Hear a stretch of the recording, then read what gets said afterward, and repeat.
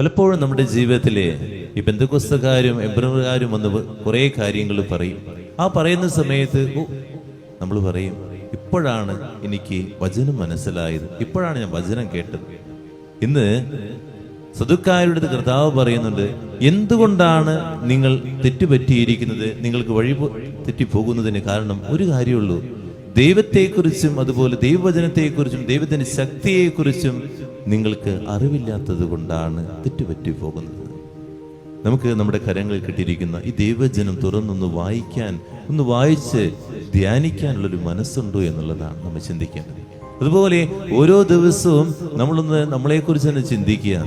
ദൈവം നമ്മളിലെ എന്തോരം പ്രവർത്തിക്കുന്നു, ദൈവം തന്ന ദാനങ്ങളെക്കുറിച്ചും ചിന്തിച്ച് നോക്കാം. ആ ചിന്ത നമുക്കില്ലാതെ വരുന്നത് കൊണ്ടാണ്, നമ്മൾ എങ്ങനെയൊന്നും ചിന്തിക്കാത്തത് കൊണ്ടും വായിക്കാത്തത് കൊണ്ടുമാണ് നമ്മുടെ ജീവിതത്തിൽ നമുക്ക് തെറ്റുപറ്റി പോകുന്നത്. അപ്പോൾ ആരെങ്കിലൊക്കെ വന്ന് പറയുമ്പോഴേക്കും ഒരു ട്രെയിൻ യാത്രയിൽ ഇവരൊക്കെ ഇങ്ങനെ വരും നമ്മുടെ കൂടെ.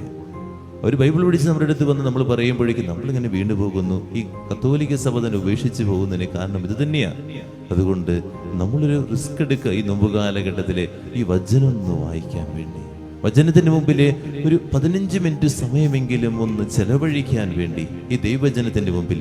അതുപോലെ കുറച്ച് സമയം കണ്ണുകളടച്ച് ദൈവം തന്ന ദാനങ്ങളെ കുറിച്ചൊന്ന് ധ്യാനിക്കാൻ വേണ്ടി അങ്ങനെ ഒന്ന് മനസ്സുണ്ടായി കഴിഞ്ഞാൽ എല്ലാ ദിവസവും ഈ ഒരു അരമണിക്കൂർ സമയം എൻ്റെ ദൈവത്തിന്റെ മുമ്പിൽ കണ്ണുകളടച്ച് നിരുന്ന് വായിക്കുകയും ധ്യാനിക്കുകയും ചെയ്യുന്ന വ്യക്തിയാകുമ്പോൾ നിനക്ക് കുറേയേറെ ദൈവിക ദർശനങ്ങൾ ലഭിക്കും. നിന്റെ ജീവിതത്തിലെ തെറ്റുകൾ പറ്റുകയില്ല. ദൈവം നിനക്ക് പല വെളിപാടുകളും നൽകും. നമുക്ക് പ്രാർത്ഥിക്കാം, ഈ നോമ്പ് കാലഘട്ടം ദൈവവചനം തുറക്കുന്നതും ദൈവത്തെക്കുറിച്ച് ധ്യാനിക്കുന്ന ദിവസങ്ങളായിട്ട് മാറട്ടെ.